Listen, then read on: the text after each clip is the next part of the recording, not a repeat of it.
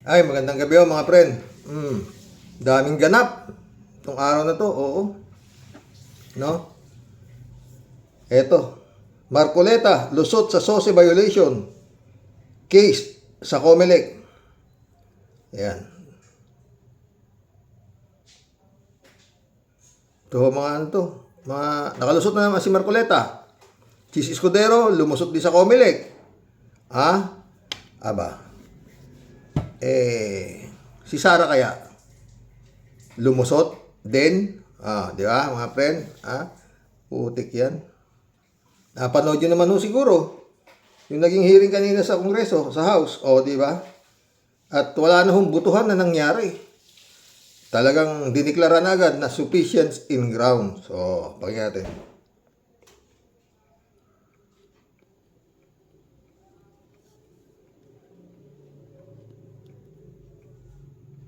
There is a pending motion. May I reiterate or amend my motion? I move to declare that the third impeachment complaint has sufficient ground or grounds to conduct a hearing by this committee. There is an amended motion to declare the third impeachment complaint, the Zabalia et al. Impeachment complaint, sufficient in grounds. Do I hear a second? Second, Madam Chair. Is there any objection? Hearing none, the motion is approved. The chair declares the third impeachment complaint sufficient in ground. Madam Chair, The Honorable Deputy Speaker Janet Garin. I move to declare and approve the sufficiency of grounds for impeachment of the fourth impeachment complaint, the Cabrera complaint. There is a motion to declare and approve the sufficiency in ground of the fourth impeachment complaint, that is Cabrera impeachment complaint. Do I hear a second? The same has been seconded. Is there any objection? Madam Chair, a manifestation. Is this an objection? No, it's not. But we'll Can we first manifest. rule on the motion? We just first manifest that when it's true, Alam mo, madali sanang natapos to eh. Makulit dito yung anak ni Marcoleta. Tsaka ito si Rodriguez. Oo. Yung anak ni Marcoleta parang maliligaw eh. Hindi niya raw alam kung ano yung sufficient in grounds eh. Sakit sa ulo. Oo to, no, mga to, mga tao ni Digong yata to eh, di ba? Oo. Gaya ng tatay niya, di ba? Nakaligtas na naman sa violation ng SOSE. Para si Chis Escudero. Ano nangyayari?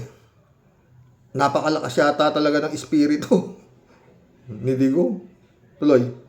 says complaint whether it has sufficient grounds. The adjective sufficient should be the one. Pinakamurang data sa Shopee.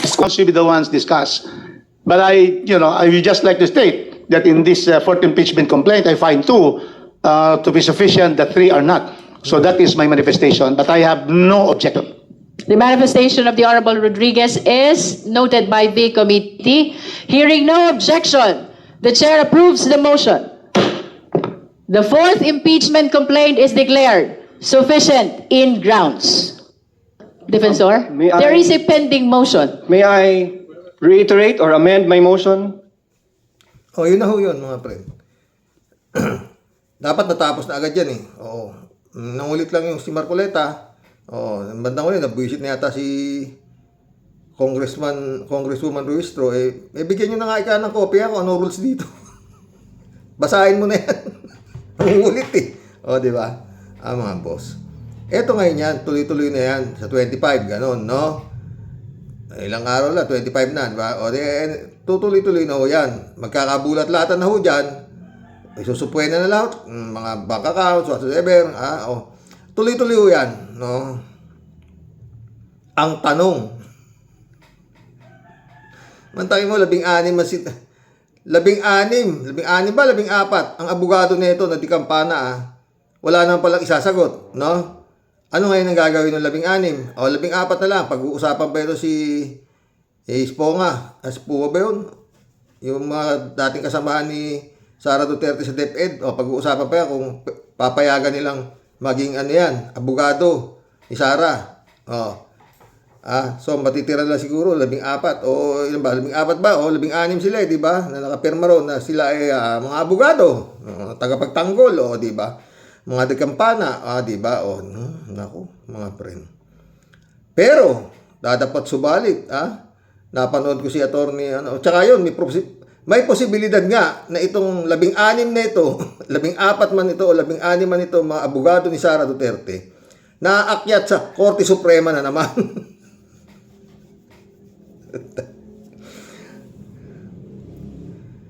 Lahat na ho ito, lahat ho itong nangyayari na ito, na magkakaroon ng mini hearing, dahil yan ho, ang kagustuhan ng Korte Suprema. Kaya nga ho, hindi na ho senior cut Dati, di ba, nagbutuhan lang. Wala nang ganyan kaya hearing na ganyan. Diniretso na sa dahil more than 1/3 ang nakuha. May 200 nga di ba? Kaya diniretso na sa Senado. Sabi ng Senado, 40 nyo yung mukha nyo. Tapos pumasok yung Korte Suprema. Ang constitutional kayo. Naku mga friend. Masama amoy. Sa totoo lang. Masama amoy. Napakalaki ho nitong na to. Parang okay magalit. Parang sindikato talaga to mga boss Pag mga Duterte boys, aasa na yung sila Villanueva, Revilla nakakulong na ba? Estrada, Villanueva, Estrada, Pesa, na kasama dyan? Nakalimutan ko isa, basta Villanueva, Estrada, na sinasabing mga big fish na wala pa rin ang nangyayari ngayon, no? Oo. Mga friend, ako, Sus Mariosep. Ako inaasahan ko yan. Magkakabulgaran yan. Pero, stop! Sabi ng Supreme Court, Tiaro! Tapos, ang hearing ng Kongreso. Sabi nga ni Congresswoman Jervix Luistro, TRO lang makakapagpahinto dyan. Ituloy-tuloy na ho yan pupunta na ho yan. Pagkasya, Senado na. Itong na to, wala nang butuhan nangyari rito may motion, may nag-second, may may umapila ba? Wala, sufficient in ground. Ang bilis, kundi lang magulo yung si Marcoleta. Sana tapos na agad dyan. Hindi ko kagaya yung nakaraan, 54-1 naman score. Eto, wala na hong butuhan nangyari dito. Kaya tuloy-tuloy na ho ito. Kung walang TRO.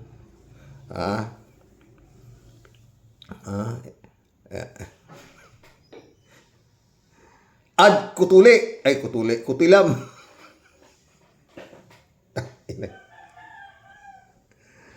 Marami nagsasabi. Maski si Atty. Rene Bueno, malamang sasampas. Marami nga. Maski si Atty. Claire. Baka gagamitin na naman nila ang kanilang ultimate weapon, the Supreme Court. Alam nyo, kahihiyan ng masyado to. Sa buong mundo na nakakapanood itong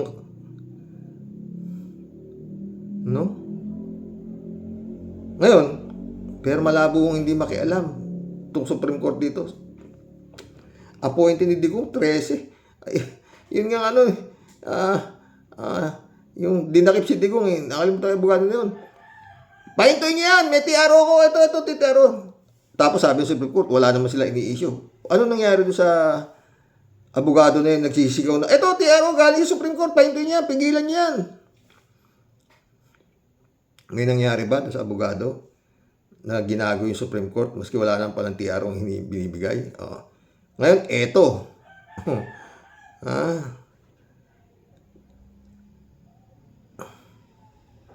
Ad kutel. Nakakawalang gana na mga friend. Pag yan binigyan ng TRO na Supreme Court na malamang sa alamang, nagka-leche-leche na. Taong bayan, nasaan? Pinanood ko historiko humarap yung yung abogado yung sa Comelec. Ang dami paliwanag na hindi halos matanggap nila Ronald Llamas tsaka ni Ami yung paliwanag nung nagpapaliwanag na commissioner ng Korte ng COMELEC. Puta. Ano na itong nangyayari na to, mga boss, no? Yan, kaya nga ho yun ang pamagat na ano ko. Lumusot si Cheese, lumusot din si Marcolecta. Si Sara kaya? Makalusot din kaya? Pag hindi ho nakialam ang Supreme Court dito, sa kaso nito si Sara, na hindi masyadong garapal Kasi itong sinabi nila kailangan hindi pwede ang mabilisan. Kailangan bigyan ng due process. Kailangan sumagot yung si Sara sa mga akusasyon. Yun ang ginawa. Sinunod yung Supreme Court. Ngayon, Supreme Court na naman.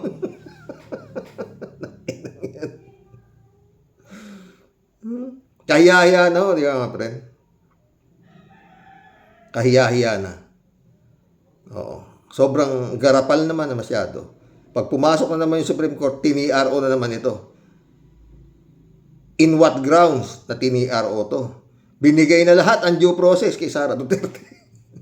Pinasagot siya sa mga akusasyon. Wala namang sinagot kung hindi ad kutulam. Inang yun. Mga boss, ano to?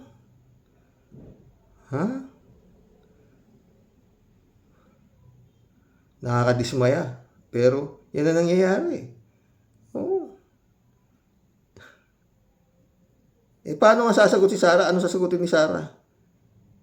Wala naman talaga silang maisasagot doon sa mga articles of impeachment na sinasabi nito si Ponga na walang laman. So, si Ponga. Ito si Ponga. Good morning, Sir Robert, at salamat sa pag-imbita sa akin sa inyong programa. Yan. Kaya nga ng tanong ko, partner kanina, handa na ba kayo? Parang labo-labo na to Handa naman po tayo. In fact, diba, last year, meron namang naunang ganitong mga round of impeachment complaints. So, hindi naman po natigil mag-prepare ang ating defense team. So, handa naman po tayo. Masasabi nating handang-handa tayo. Okay. Pero sabi kahapon ni Terry Ridon, Handa kayo. Wala naman kayo sinasagot doon sa akusasyon sa inyo. Doon sa kay Sara. Tapos kung makasalita ito, handang-handa kayo. Atang puta. Ano ba to? Pagot nga ang vice-presidente, pero walay daw laman Wala daw laman? Oo, ano ang reaction nyo doon, attorney? Tayo naman po, we believe that Congressman Redon and even other lawmakers are entitled to their opinion.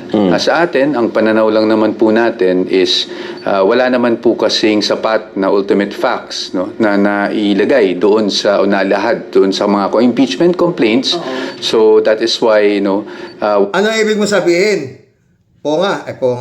Ito pangalan nito. Abogado na to. Kalimutan ko pangalan nito Ano ibig mo sabihin? Tanga yung mga nag-file ng impeachment complaint. Kasi walang basihan. Ano klase ito? Ito yung tinatanggal Tatanggalin to Pag-uusapan na ito sa 25 kung dapat pa itong mag-abogado nito kasi witness ito sa krimen na nangyari sa DepEd DepEd kung ano trabaho nito sa DepEd dati. Abogado rin ng DepEd to nag-resign yata to Wala naman pong dapat talaga sagutin ng ating vice-presidente. Pero sa ganun pa man, siguro tatanda. Wala naman daw dapat sagutin. Alam mo, ibig sabihin, tanga kayo. File kayo ng file. Wala pala laman yung file nyo. Sila, yung yung nag-file pa ng ang walang laman yung sagot nila walang laman, yung nag-file pa, wala naman daw dapat sagutin. Anong klase ito?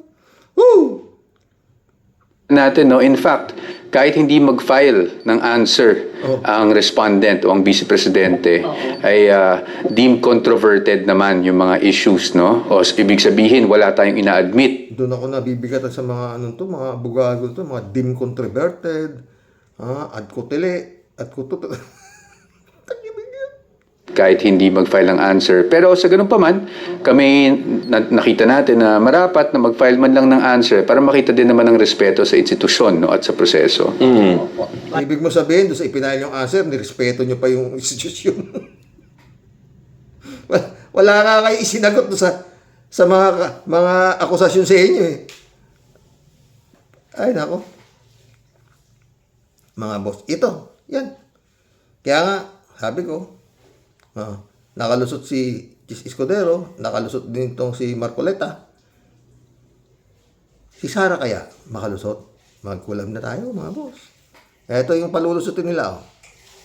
Ito, ngayon ko lang ho nakita to. Supreme Court unlikely to intervene. Wala na raw grounds para makialam ang Supreme Court. Sana nga, huwag ganun ha. O, pakinggan ho natin to. Bago lang to. 1 hour ago. Ano ba to? Contreras?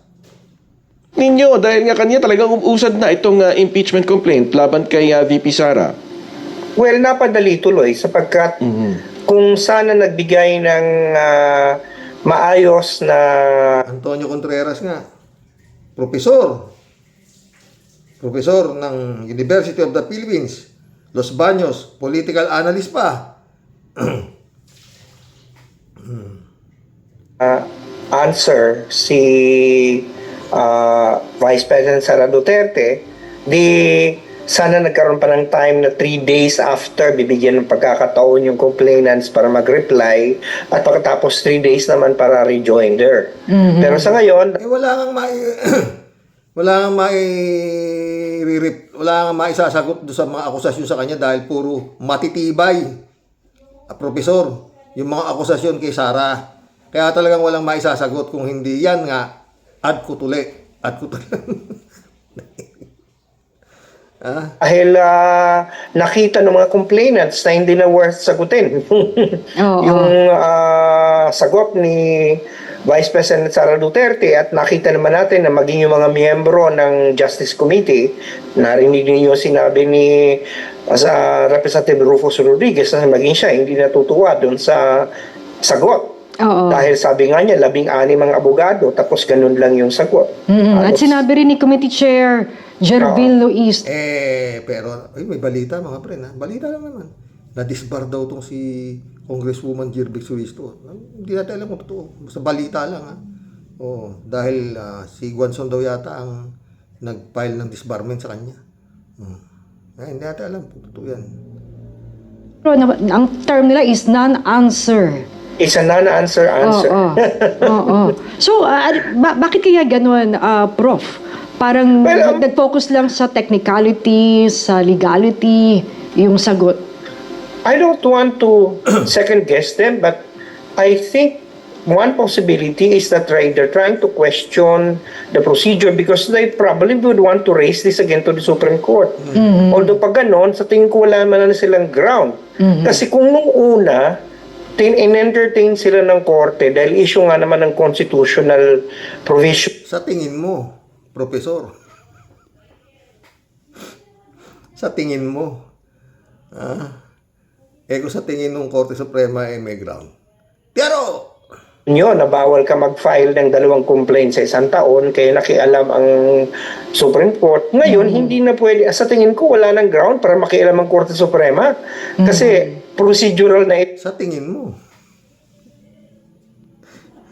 Alam niyo to, pag hindi nakialam yung Korte Suprema, lahat ng ebidensya lalabas. Pati yung kila Madriaga, lahat yan, titihaya ho yan, no? Titihaya yan, di ba? Yun mangyayari. Hindi tayo nagagaling-galingan. Yun ang mangyayari. Kung hindi makikialam nga itong Korte Suprema, pero ako, I doubt. Kasi, titihaya lahat eh. Ang baho eh. Aamoy. Pati yung mga salin, yung mga hindi maipaliwanag na yaman, ni Estrada, lahat. Nito si Estrada. Nito si Sara, ha? Lahat lalabas ko yan. Bago ipasa doon sa Senado. Kaya yung mga Senado, aamoy na talagang mangangamoy na yung talagang mangangamoy yung kung gaano, kung anong uring mga senador yung nandoon. Di ba? Tuloy. Ito ano ba yung ginagawa ng House? At nakalagay naman sa saligang batas, ang House ang may sole power to impeach. So, yung kanyang mga rules niya, wala naman siyang nilalabag na constitutional provision. So, sa tingin ko, ayun ang ano ko, sana hindi ganon. Kasi kayo natutunguhan they are setting up for questioning the process again in the Supreme Court. So, ano ibig mo sabihin parang itanggap nila yung parat? Yung proseso na ho na yan na ginagawa ng House, yan ho ang sinabi ng Supreme Court na ito dapat ang ginawa ninyo. Bigyan nyo ng due process si Sara. Binigay na lahat ng due process. Tapos kinukonsyon na naman yung ano raw, may double standard, kung anong question. Because walang direct na denial ang kampo ng pangalawang Pangulo. Kung titingnan mo ang kanyang question ay wala pa yung mga final facts na walang facts daw na inilahad. Tapos hindi daw pantay yung proseso. Dahil parang yung kay President Marcos daw ganitong ginawa, sa kanya hindi. Tapos meron yung issue tungkol dun sa parang denial of due process, which I could not understand how can that be an argument.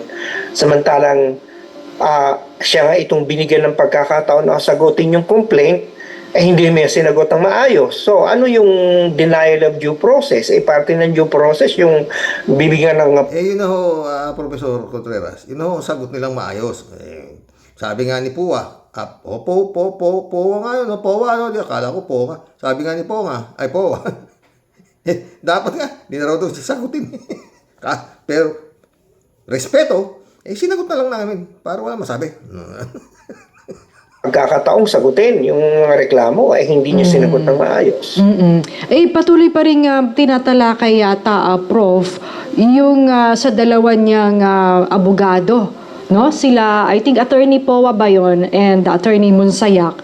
Kasi possible ding material witness sila no, kapag sa mga issue sa OVP at DepEd. So, anong tingin nyo dito, Prof? Kailangan ba talagang tanggalin sila?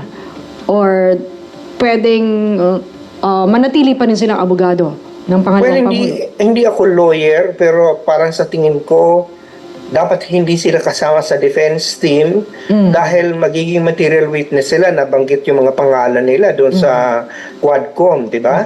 So pwede silang, at naging usapin ng paggastos ng confidential funds ng Office of the Vice President. Saka Prof, wala namang problema, maski na pagbubutuhan na yan, talagang alamang din sa alamang yan, mga friend, matanggal ho yan sa pagiging lawyer ni Sara. Bakit? Ano ba? 14? Tama ni 14. 16, no? Sobrang dami mo ng pambayad sa abogado, Sara. Oo, mga kinuha mo, mga dikalembang, di ba? Ano ba? Tsaka wais ka naman. Kung mo kasama siya sa mga witnesses, kukunin ng abogado. Siyado matalino ka naman, Sara. Tama na yan. Ito yung pinakamatalino. Magpipresidente ho to. Ito. Pinakamatalino ng presidente. Marami siyang kakulangan bilang presidente. Hindi lamang sa... Ayop. Marami siyang kakulangan bilang presidente. Sino nagsasalita? Ikaw ba perfecto? Baliktad na naman, friend. Siya yung maraming kakulangan. Ang itinuturo niya, yung presidente, ang maraming kakulangan. Nakita nyo naman, gumagalaw naman. Eto, wala namang ginawa to kundi maglakwat siya. Maski na may bagyo, manunood siya ng concert ni, Katy Perry sa Germany. Kapal na mukha na ito, totoo. Tingnan yung tsura, wala na to. Ay, nako, Lord. Pero sabi ni Panelo, dinalaga raw to ng Panginoon upang maging Pangulo. Bibigay ng itinadhana. At empathy sa ating mga kababayan. More than that ay yung problema at skandalo sa paggamit ng pera ng bayan. Marami siyang kakulangan bilang presidente. Iskandalo sa paggamit daw ng pera ng bayan. Siya may iskandalo. Kago talaga to. Hindi lamang sa pagbibigay ng simpatya at empathy no, sa ating mga kababayan. More than that ay yung problema at skandalo sa paggamit ng pera ng bayan. Mag-collab na tayo mga friend. Basta yun lang ho mga boss. Pag yan ho, si Sayad, pumayag ho ang taong mga Pilipino na yan ho, inakwit at nakalusot dito sa takot na napakabibigat hong akusasyon. Nailusot ho ito ng Senado at ng Supreme Court na naman. Ewan ko na lang. At na pinanood ho ng taong bayan to, ewan ko na. Presidente ho yan. Pag yan ho, nakapag-file ng... tignan nyo. Sana mali ako. Pero talagang napakahina ho nitong administrasyon na to. Pag yan ho, nakapag-file pa ng candidacy. No? Bilang Pangulo. Nakapangilabot po.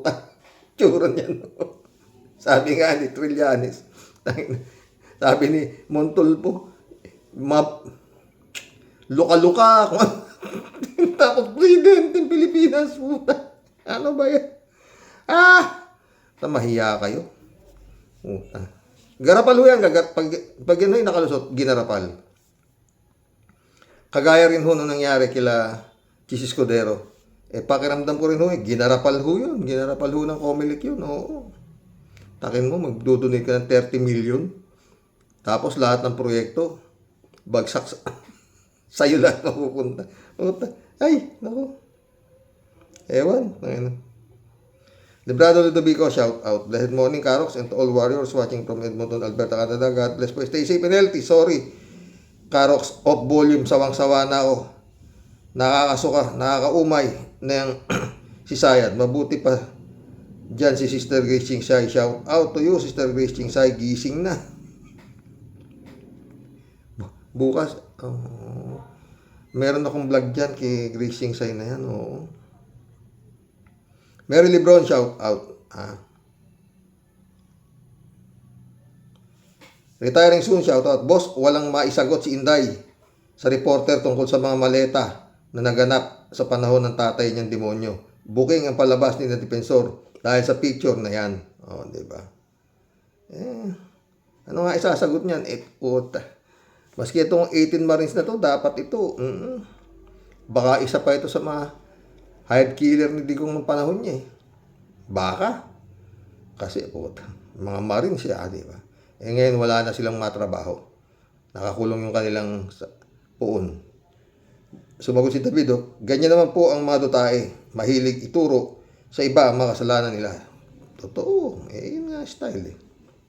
David Allen Mendoza, good evening po, Karox. Sumagot naman daw si Sayad sa mga akusasyon sa kanya, pero wala lang kwenta ang sagot. Parang iniinis lang ang Kongreso. Mismo. 3J Shop, shout out Oo naman, sumagot naman si Dilulu. Fair and square naman siya. Kaya nga lang, with caution, kumbaga, ingat-ingat din pag may time at baka masilat nang wala sa oras. Mismo.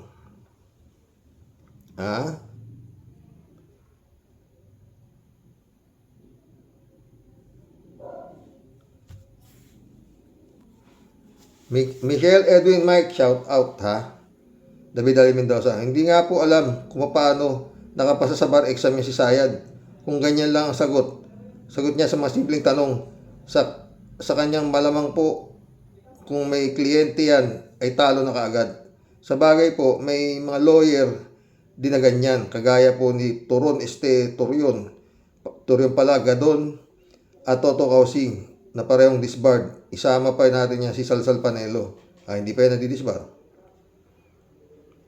3J Shop, sumagot ulit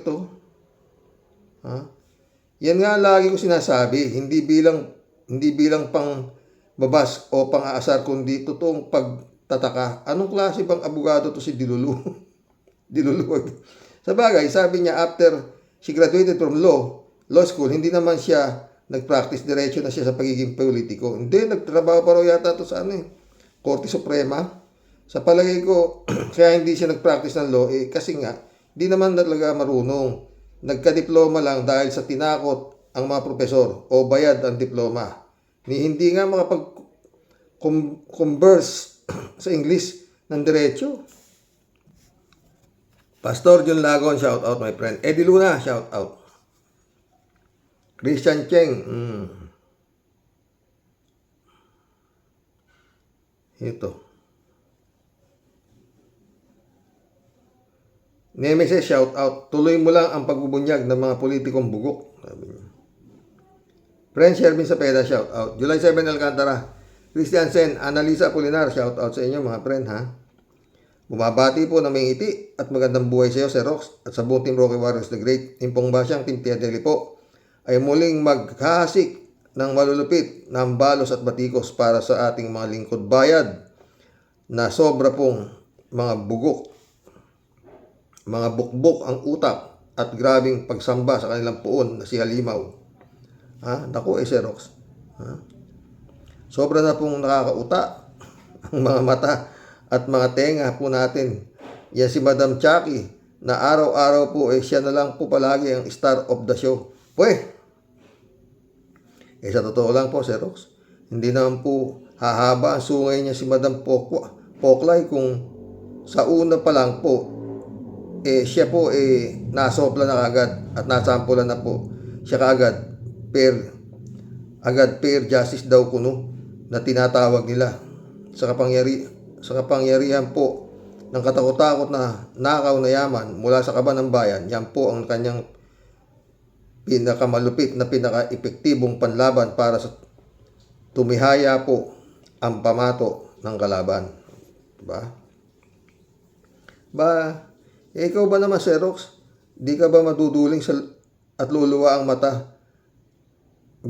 Minsan umaabot ng bilyon ang tawaran. Okay, di ba? Sabi nga ni Trillanes, bilyon daw ang ino-offer sa kanya nito si Bonggago. Saan ka pa di ba, Sir Rox? Siyempre doon ka na sa bawi. Dahil baka kwarta na, maging bato pa. Aminin po natin at hindi ang tunay na salarin. Kaya tayo,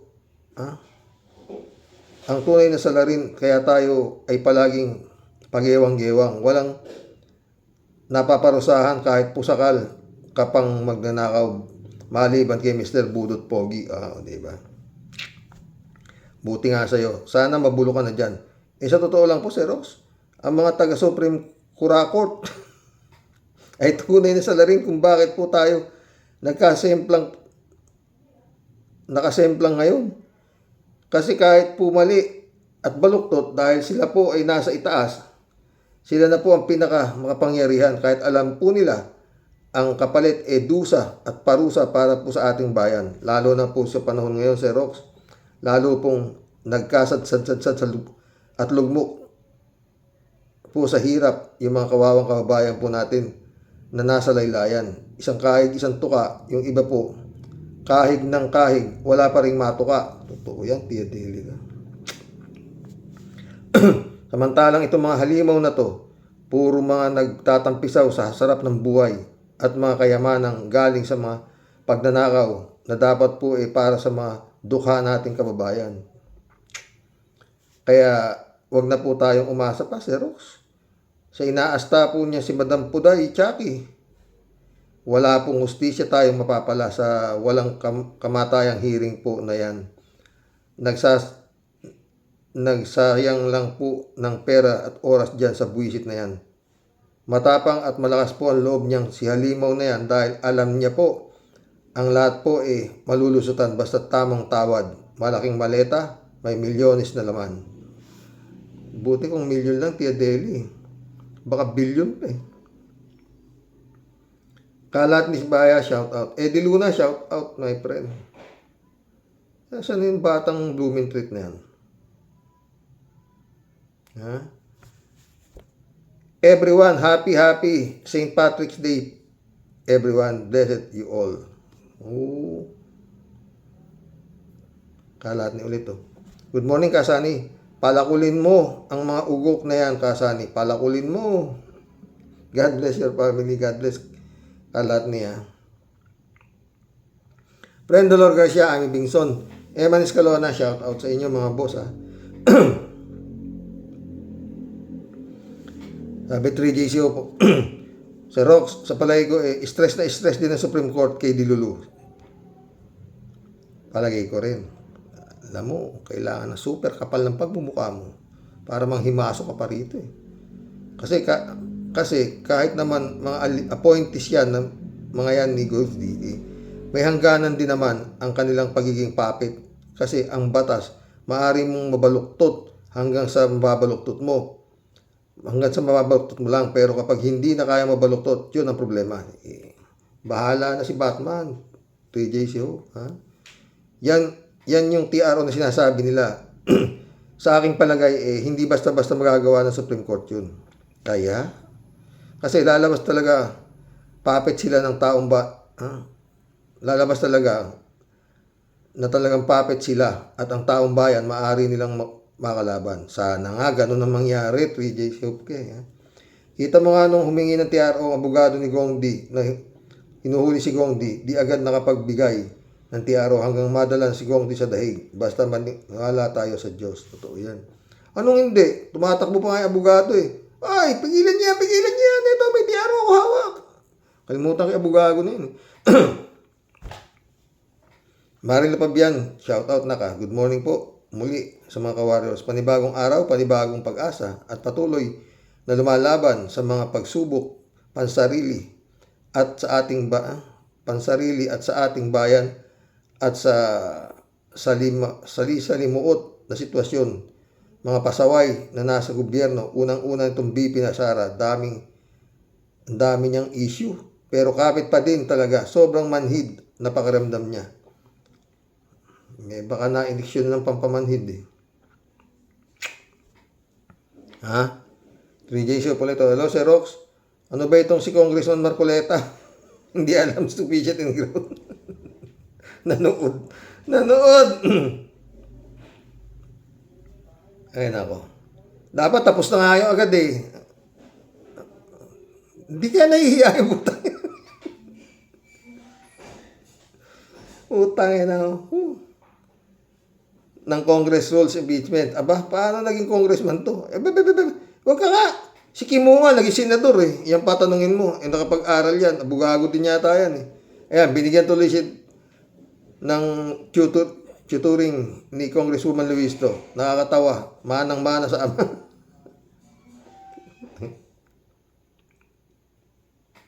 J Show ulit. Talking about Marcoleta, aba, ang kapal ng face. Gusto ba namang ipabago ang minutes ng record ng Senado?